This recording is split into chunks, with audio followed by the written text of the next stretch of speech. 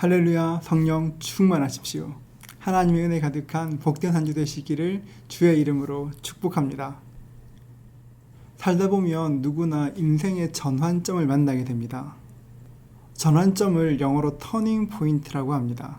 이 단어를 사전에서 찾아보면 경기의 승패를 좌우하는 분기점이라는 그런 뜻입니다.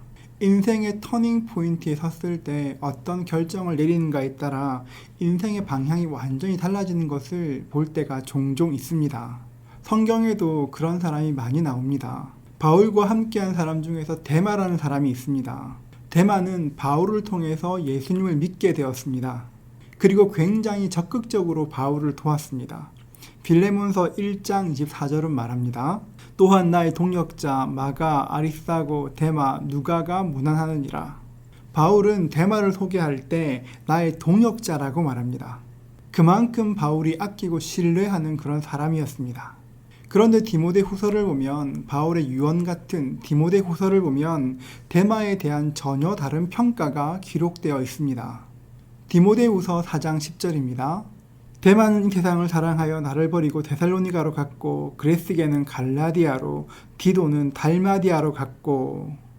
그레스게와 디도는 각각 교회를 돌보기 위해서 갈라디아로, 달마디아로 갔는데, 데마는 이 세상을 사랑하여 나를 버리고 데살로니가로 갔다고 말합니다. 한때 바울과 함께 힘있게 사역했습니다. 그러나 바울이 나이가 들고 순교의 때가 가까이 왔을 때 그는 바울처럼 고단한 삶을 살기가 싫어서 데살로니가로 떠나갔습니다. 이때부터 데마는 배교자의 대표가 되었습니다. 우리가 사도신경을 고백할 때 본디오 빌라도에게 고난받으시는 것을 늘 고백하는 것처럼 초대교회 성도들은 기도할 때 데마처럼 안 되기를, 데마처럼 믿음을 버리지 않기를 늘 기도하곤 했습니다. 이와 정반대로 요셉 같은 경우도 있습니다. 보디발의 아내가 유혹하는 그 순간 요셉은 그 유혹을 거절했습니다. 20살의 젊은 요셉에게 이 일은 결코 쉬운 일이 아니었을 것입니다. 그러나 요셉은 하나님을 두려워함으로 보디발의 아내를 거절하였습니다. 결국 이 일 때문에 요셉은 가정총무에서 죄수로 일순간 그 신분이 완전히 변했습니다. 하지만 하나님은 이 일을 통해서 요셉을 보디발의 집안 총리가 아니라 이집트의 총리로, 이집트의 2인자로 하나님께서 만들어 주셨습니다. 데마나 요셉에게 그런 터닝 포인트가 왔을 때 모두 참 어려운 상황이었을 것입니다. 데마의 결정도 요셉의 결정도 결코 쉬운 결정이 아니었습니다.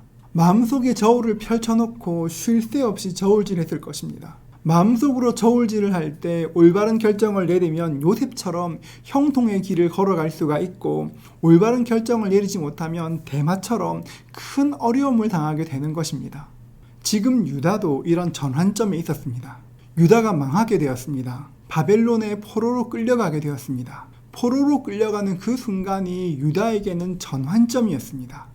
바벨론이 워낙 강대한 제국이라 포로가 되어 간다는 것은 다시는 돌아올 수 없다는 것과 꼭 같은 말이었습니다.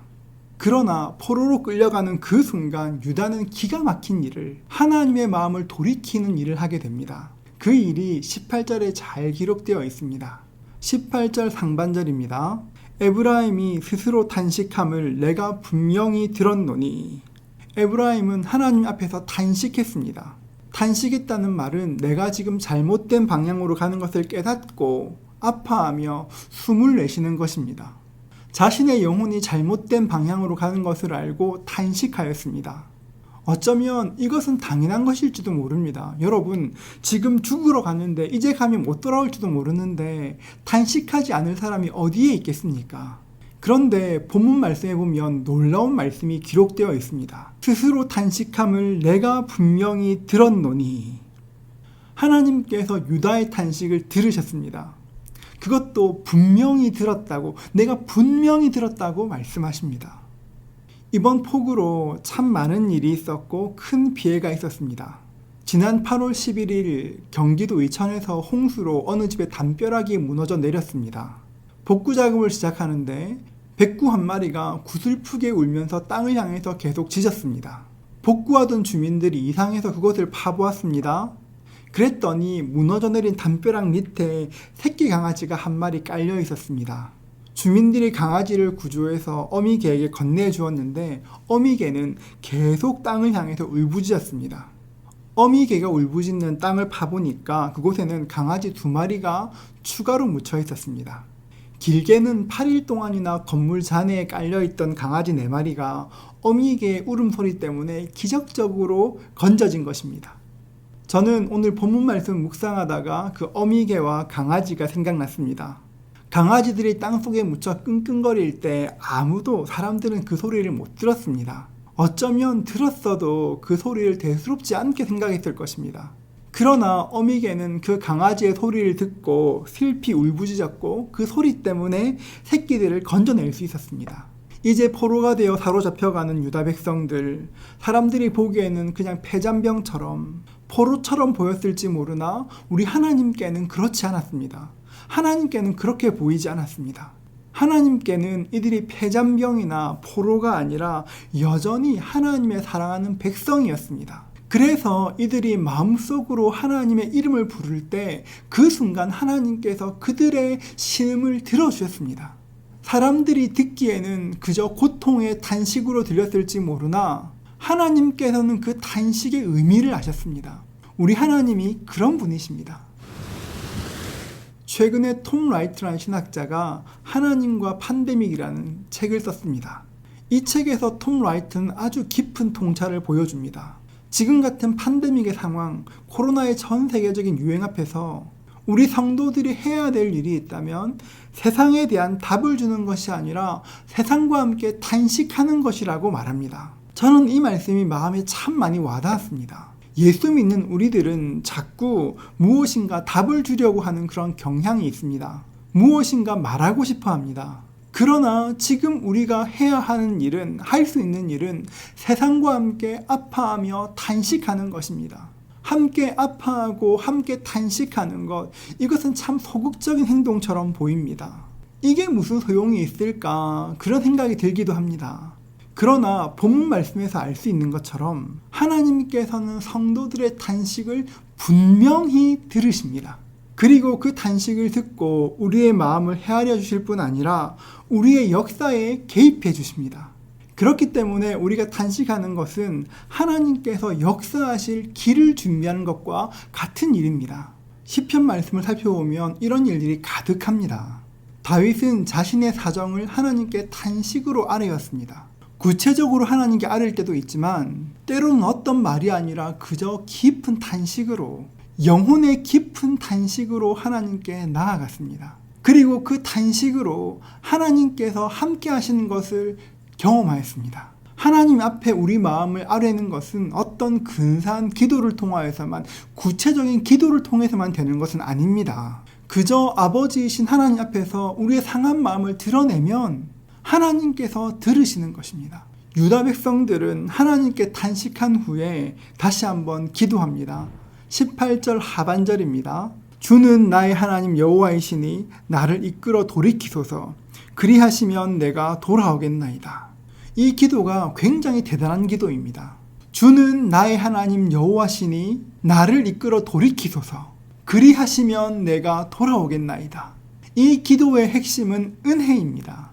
유다 백성들은 지금 하나님의 은혜에 호소합니다. 하나님, 나는 돌아올 수 없사오니 주님 나를 이끌어 돌이켜 주십시오. 내 힘이 아니라 하나님의 은혜만이 돌아오게 하실 수 있다고 하나님께 아뢰는 것입니다. 이것은 우리도 마찬가지입니다. 우리가 죄의 길에서 돌이킬 수 있는 유일한 길이 바로 은혜입니다. 우리에게 아무리 강한 의지가 있다고 해도 죄는 이길 수가 없습니다. 마귀는 집요하고 지치지 않습니다.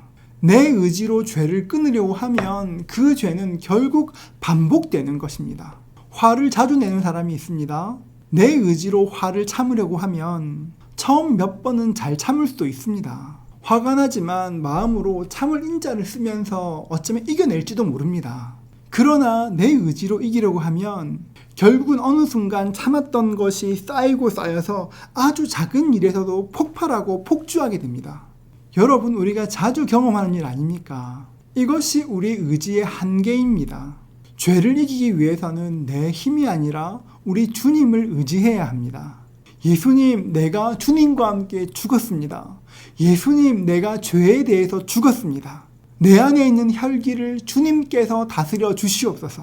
주님, 내가 주님과 함께 십자가에서 죽었사오니 나의 모든 죄를 주님께서 다스려 주시옵소서. 하나님께 기도해야 되는 것입니다. 돌이킴은 내 힘으로 되는 것이 아니라 오직 하나님의 은혜로만 이루어지는 일입니다.